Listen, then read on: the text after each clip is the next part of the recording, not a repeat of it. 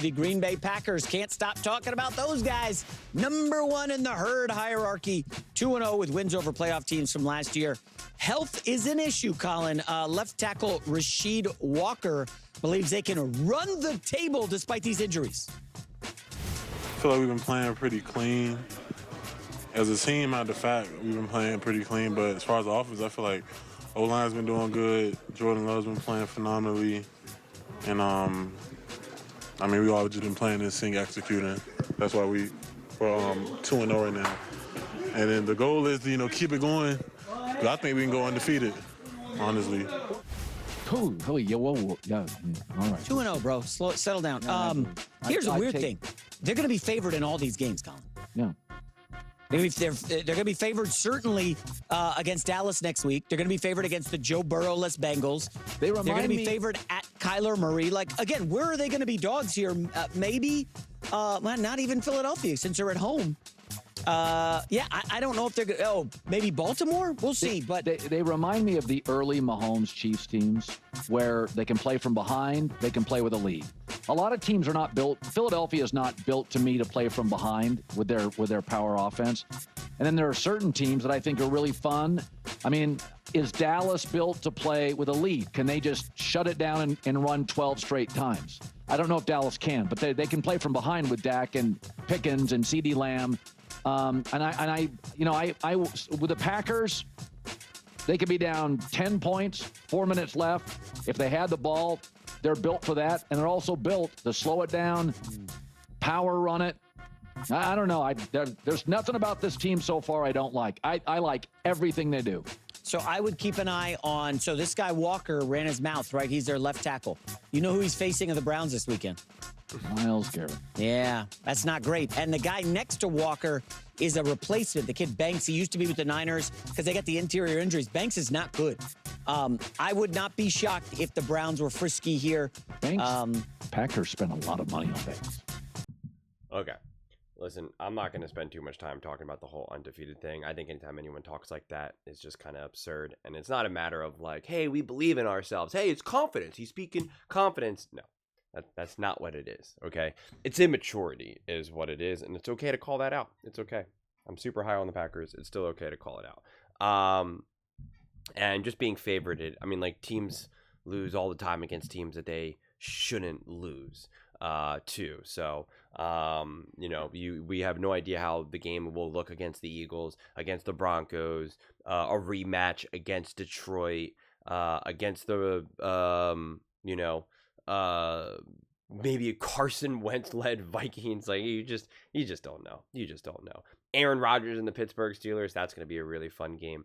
But yeah, there's obviously a lot of wins up here, right? So like the division is on a platter for them right now, especially starting 2-0 and beating two teams that should be tough from the jump and coming away with 2 wins, and now having now you're playing a stretch of teams that should all be, if you're truly a great team, if you're truly a top team in the NFL, should all be well beneath you. The Browns, the Cowboys, the Bengals with no Joe Burrow, the Cardinals, the Steelers, and the Panthers, right? So there's plenty of wins to go around. No ifs, ands, or buts. Listen, I understand Myles Garrett and the Cleveland Browns, and there's always that chance. I don't know, but like that offense has been pretty interesting for the Cleveland Browns. The defense, I am interested to see how the Packers look against this defense, because it'll be one of the better defenses that they clearly have faced. And then as of right now, Cowboys defense isn't looking good. The Bengals defense isn't looking good. Cardinals defense, Steelers defense, Panthers. Like there's still plenty of room to light it all up offensively for sure. And defensively now, again, obviously we know the Packers are great defensively, and it's like, okay, well, you're going up against Joe Flacco. Okay, interesting. You're going up against Dak Prescott. Should be pretty feisty there. Going up against, again, a backup quarterback with the Bengals. Meh.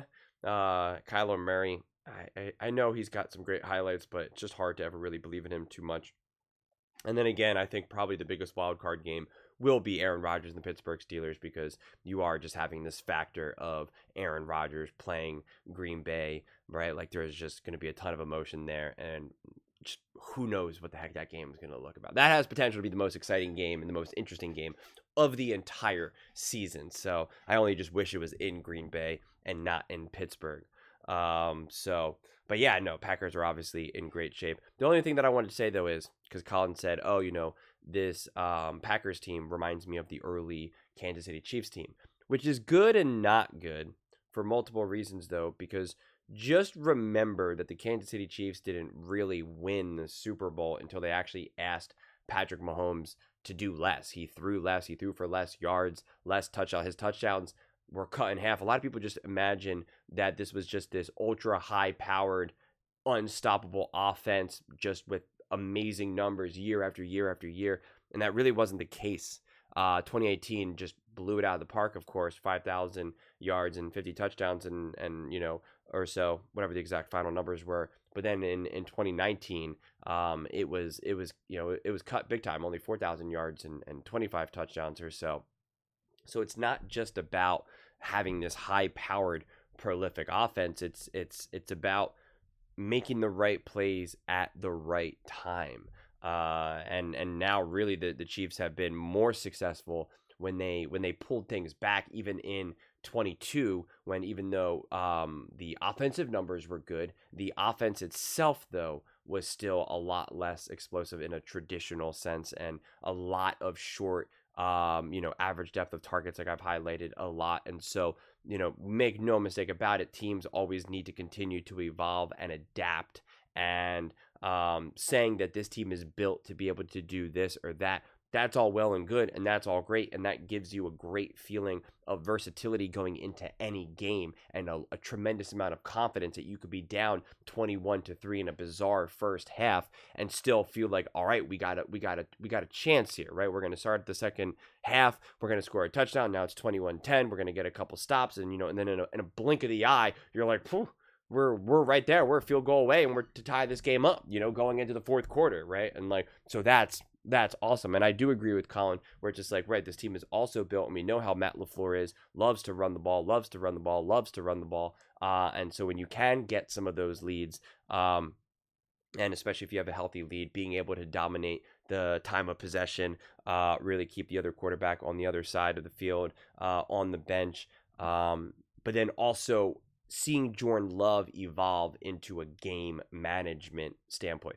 I'm yet to see Jordan Love become a great or an elite game manager. I already know the dude can just break games wide open. I already know the dude can make any throw you ever need him to make. His next evolution, from my viewpoint, is managing games. So when you are up 21-10 or something, and it's midway through the third quarter, it's being smart with the ball, right? Especially if you're trying to run the ball, and hey, you got stopped a few times, and now it's 3rd and 8, and it's just like, all right, we want to move the chains, we don't want to give the ball back, but then not taking that risky shot down the field in double coverage or whatever it may be. And it's like just being smart and smooth and understanding what your team needs specifically in that moment, rather than just, hey, I'm a football player, I'm a quarterback, I'm trying to score a touchdown here. And it's like, not always. That's the next step for a Jordan Love in this Green Bay Packers team, which is exactly what you were able to see with the Patrick Mahomes led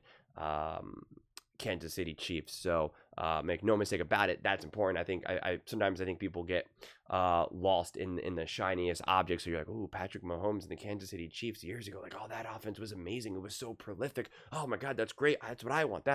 And it's like, yeah, you definitely want some of that, no doubt about it, but make no mistake about it, that it is important to do all of the other little stuff as well. And so you could, there's many arguments to go around that when we've seen these teams lose over these last couple of years, whether it be the Detroit Lions in the NFC Championship game, whether it be the Green Bay Packers in the divisional round against the 49ers, like all of these other little moments where you're like, if we just managed this game a little bit better, we would have won this game, rather than saying, we just need a more high-powered offense, we need to be able to hang 35 points. It's like, I love it. That's great. And nothing feels better when you're watching your team just hang touchdown after touchdown after touchdown, and it just feels like nobody can stop us. It's a great feeling. But more often than not in the playoffs, things get a little weird. Things get a little wonky. And sometimes it's just like, we just need to convert. We just need to get a third down. We just need to just not turn the ball over. We just need to have a long, extended 5-minute possession. So when we do give the ball back up to the other team, now they only got 2 minutes and they got to score twice, right? Like it just, those things all matter tremendously. So, always like to kind of keep those things in perspective and in balance. But I guess it is interesting when a team like the Green Bay Packers is as good as they are right now, a random game like the Cleveland Browns, who I get kind of dismissive of teams kind of easily, and I do kind of like when a Walker says we can go undefeated, because then you are kind of like, ooh, okay, well, a game against the Cleveland Browns is a random game that teams typically, can often lose, right? And now you're kind of like, all right, now I am kind of interested to see what happens. So I appreciate the WWE aspect of some of these games sometimes, because then you kind of are like, all right, I'm going to look a little bit closer to this Cleveland Browns game right now, like pretty much saying you're going to go undefeated going into this game, and the Browns are going to use that as kind of be like, they're disrespecting us, and Myles Garrett. Again, I'm not picking the Cleveland Browns by any stretch of the imagination, but you're like, all right, there's a little juice here. There's a little bit more energy here. No one completely rolls over in the NFL, so I'm for it. But from a team perspective, I'm looking at it through the Green Bay Packers lens and a non-entertainment lens. I'm like, just don't say those things out loud. Don't say we think we can go undefeated. Like, you just don't say that. Don't say that publicly. But those are just my thoughts. I'd absolutely love to hear yours. What do you guys all think about the Green Bay Packers? How do you feel about their undefeated chances?